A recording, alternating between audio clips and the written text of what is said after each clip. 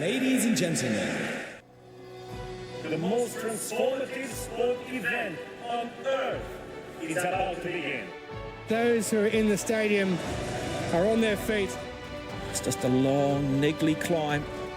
Because it is desperation now. And there it is! Gold! What a result! Another remarkable athlete about to write another chapter in Paralympic history. Hello and welcome to another episode of Keep the Flame Alive, the podcast for fans of the Olympics and Paralympics. If you love the games, we are the show for you. Each week we share stories from athletes and people behind the scenes to help you have more fun watching the games. I am your host, Jill Harris, joined as always by my lovely co-host, Allison Brown. Allison, hello, how are you? You look stunned, like you haven't seen me in weeks. I know. I haven't seen you in hours. Has it been that long? No, we are here at the main press center at Paris 2024. The Olympics is wrapping up, so we are taping a in-between show just to have on hand because we still have some tape from before we came here. I know. We were so lucky to have so many athletes that we met at the Team USA Summit come back. And then once we got in that churn, then people started reaching out to us, and we never want to say no. Right. Because we want to talk to all these people. Right. And one of them was on your list. One of them is on my list. Daniel Romanchuk has been on my list since that race in Tokyo between him and Marcel Hugh. Right. So I did get to ask him about that. So yes, we got to talk with Daniel for a little while. Daniel Romanchuk is headed to his third Paralympics here in Paris. In Tokyo, he won bronze in the marathon. He's in the T54 class and gold in the 400 meters, which is a wheelchair class. And we spoke to him prior to the Paralympic trials, but after he had qualified for the marathon. Take a listen to our conversation. I am so excited to get to talk to you. And I want to start with talking a little bit about, you do short distance, mid distance, long distance, you do a little bit of everything. And how does that work? You know, how are you able to train for the different things? And how does that, when you go to approach a multi-event race? Yeah, we train for kind of, to some degree, for specific skills, and which transfer over to various events. And so, every event has a start and accelerations and things like that. So, a lot of the skills kind of transfer over, from one distance to another. When you got into the sport, was that a surprise to you? I think kind of, but I'm not sure I really thought about it much. Was it more like, oh, I can do this distance now too, right? Yeah, I got started in wheelchair racing when I was 4 years old, and so at that point, it's just having fun, and so and starting with shorter events. I think the 60 and the 100 meter, and then kind of just gradually increasing distance as we felt appropriate. So that's kind of how things progressed. How many racing chairs do you have? I have one primary racing chair, but I usually have one or so kind of backup just in case something happens, and I need to go into a backup set of equipment while I work on getting another set, so I don't have to spend any time completely out of competition. Do you have to do special adjustments for short distance versus long distance and track versus road? I think there are a couple things so that some people change. I personally really haven't changed much about my setup, depending on what I'm doing. I've occasionally changed a thing or two, but for the most part, I keep everything the same. There's going to be cobblestones in the marathon in Paris. How do you prepare for that? And do you do setup in terms of anything to the chair for that? I live up in Champaign, Illinois, and so I'm used to where we get out onto the roads after winter. I'm used to things being a little rough sometimes. Yeah, I kind of used to that, but I also I've been using some tubeless tires as well, and so that can kind of help dampen some of the vibrations from all of the cobblestones. Okay, I have two things. Have you ever gotten stuck in a pothole? I certainly have hit a number of potholes, yes. Okay. Is there a difference in feeling on the surface between track and the road and how the tires grip it? Not so much with necessarily how they grip, but there certainly is a difference between the track and the road as far as usually the uniformity of the surface. And tracks are usually quite smooth. There's no bumps or anything like that, and it's flat. It's not it's not banked or anything like that on the turns. Whereas road, you don't know what to expect sometimes. It's sometimes smooth, can be rough. There can be kind of banking to some of the turns, or even on the straightaways. Sometimes the road is crowned. Um, and so, yeah, it's certainly two very different experiences sometimes. What else do you know about what to expect on the Paris course specifically? It's been published. We know it's through the city, but what sort of strange things that caught your eye on it? It's certainly a technical course. Lots of turns and things like that with the cobblestones and various things. It certainly is a very unique course. I do a lot of the Outer World Marathon majors where it's the same marathons every year, and usually it's the same courses, and so we kind of really get to know the course. And this is certainly going to be a new experience, but I think there are a few things that kind of set it apart. Yep. How do you pace yourself in an event like the Paralympics where you've got the marathons at the very end, and then I know we have qualifications coming up, but if you do those shorter races leading up to that? Yeah, and really, it's just concentrating on recovery and trying to just make everything go as smoothly as possible. I kind of try and plan my day out. Knowing when I'm gonna go get food and when transportation times are and things like that. Really, just trying to plan out my day as much as possible. There's no way to plan for everything that can happen, but it really kind of a hard question to answer, I think. Okay, what I really want to ask is I want to ask about the rivalry with Marcel Hugh because I loved watching the two of you race against each other in Tokyo, and looks like we're going to see it again in Paris. And just talk about how that pushes you and how that or irritates you if it does. Yeah, I think it's at a games like the Paralympic, or at a competition like the Paralympics. You're gonna see all of the top level racers there. And it's gonna probably be a lot of good competitions, and yeah, I looking forward to racing with everyone. So we know that funding for athletes in general is tough in the US. Funding for Paralympians is tougher, but you are part of Team Xfinity. So how did that come about, and how does that alleviate some of the stress that might come with trying to support your racing career?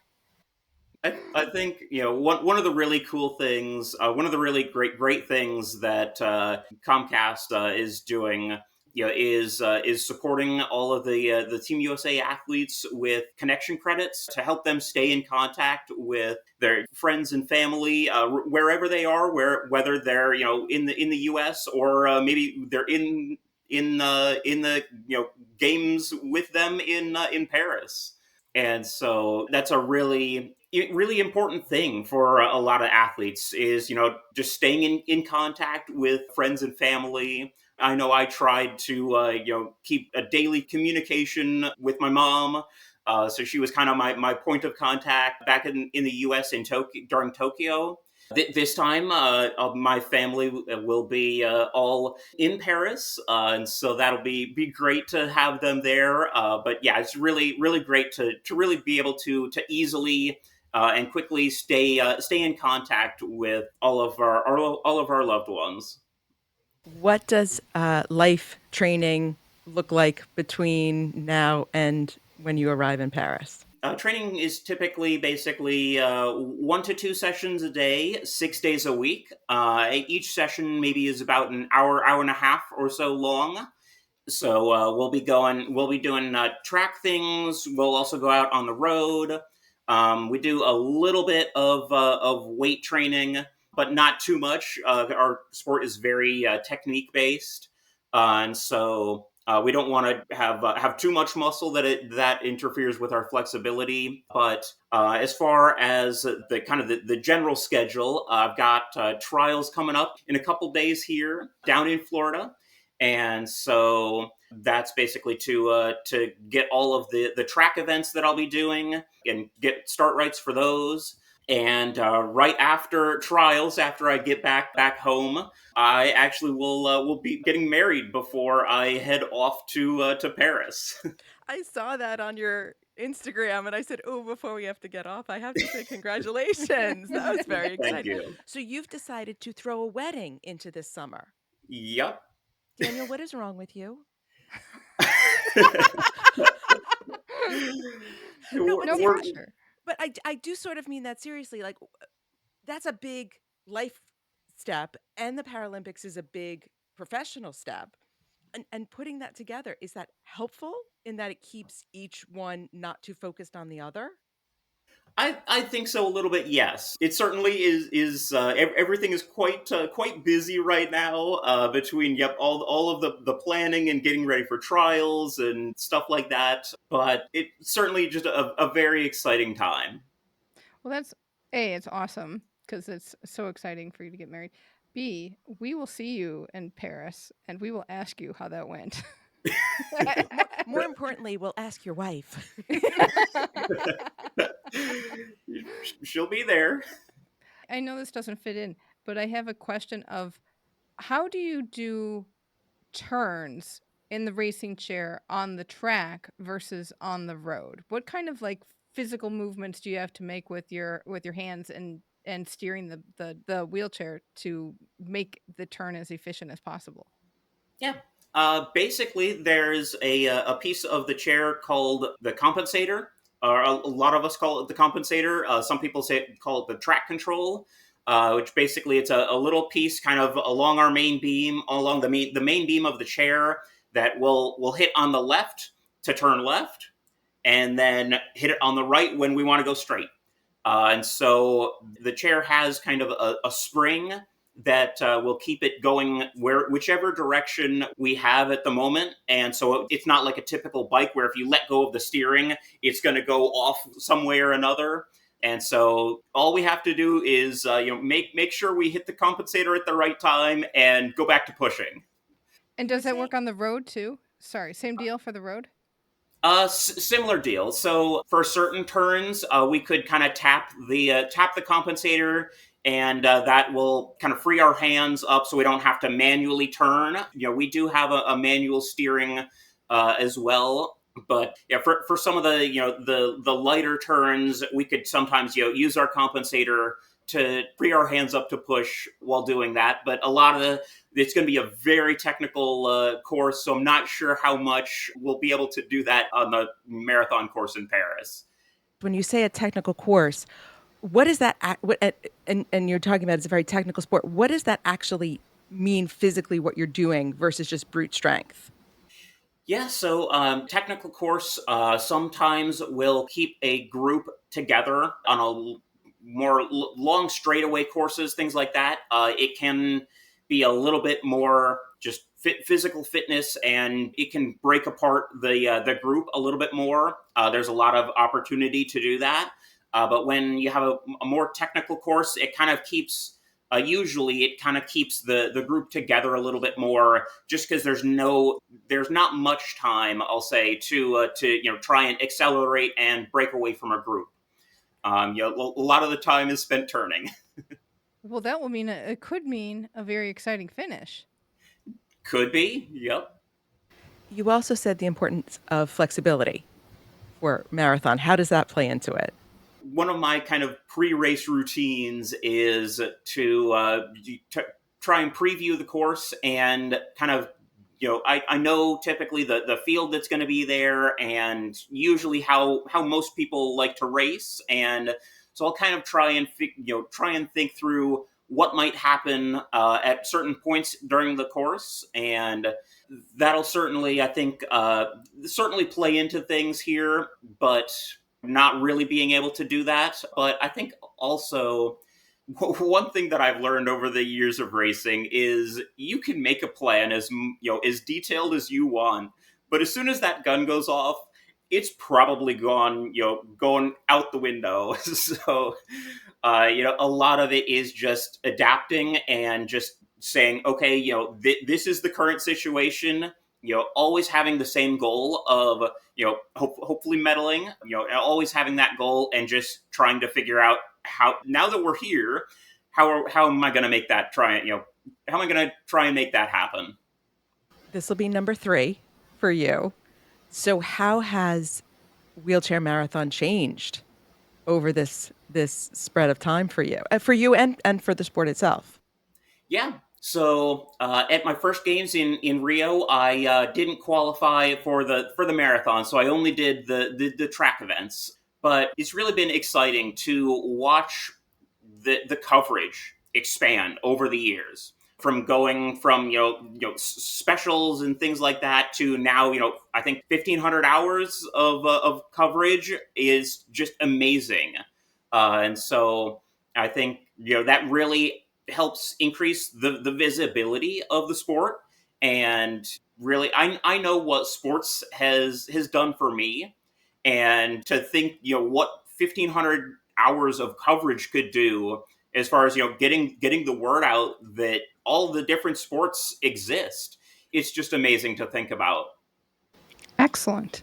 Daniel, thank you so much for taking a little bit of time for us ahead of the track and field trials. We really appreciate it. Well, thank you for having me. Thank you so much, Daniel. Daniel will be competing in the 100 meter, 400 meter, 800 meter, 1500 meter, 5K, and marathon at the Paralympics. Does he get to stop? Basically, if you see a man in a wheelchair, he's in that race. He's amazing. Very, very talented. And I think by now he's married. Oh, that's right. He was getting married right before the Paralympics, which we went. Is that a good idea? Well, keep an eye out for those photos. You can follow Daniel on Instagram at daniel.romanchuk and on X at romanchukdaniel. All right. So the opening ceremony for the Paralympics is on Wednesday, August 28th. Yes. So we will be coming to you then with more daily episodes throughout the Paralympics. So excited to see these. The Olympics have been great. I'm looking forward to what the Paralympics bring us, because we've never seen these sports in person at all. No, not at all. So, well, I think the question on everybody's mind will be, can I peel you away from the wheelchair rugby arena? Well, the first day, I think the matchups are USA, Canada, and Australia, GB. Oh, my God. So the answer is no. I see. Well, let's just establish that there will be a lot of wheelchair rugby coverage on our daily episodes. Let's just set that baseline. Just plan to tape there at the end of the night, right? We might. But no, I think, because I don't want to scare Chuck Aoki. I'm already going to scare Chuck Aoki. I'm not going to go in the mix zone at first. I'll take it slow. But then he's in trouble. I see. Well, that's good. I'm so excited. But yeah, we hope you are excited as well. Let us know what you're looking forward to with the Paralympics. You can find us on X, YouTube, and Instagram at FlameAlivePod. Send us an email at flamealivepod@gmail.com. Call or text us at 208-352-6348. That's 208-FLAME-IT. Chat with us and other fans on our Facebook group, Keep the Flame Alive Podcast, and sign up for our weekly newsletter with even more Olympic and Paralympic info for you. You can do that at our website, flamealivepod.com. On Wednesday, we will start our daily coverage from the Paris 2024 Paralympics. Please do not forget to tell a friend about the show. Get your copy of our Olympics and Paralympics viewing guide if you haven't done so already. That will help keep you on schedule. If you're getting merch to wear, please get it now. And it might be there before you leave or for when you're sitting on the couch. And look forward to daily episodes. I don't know if toilet time will come back. We've been to most of the toilets. This is true. Well, we've experienced them all. But not Versailles. Not Versailles. The toilets are coming. So we have more fun in store for you in the Paralympics. We don't know what that is. That will unveil itself to us at the time. So look forward to that, and thank you so much for listening. And until next time, keep the flame alive.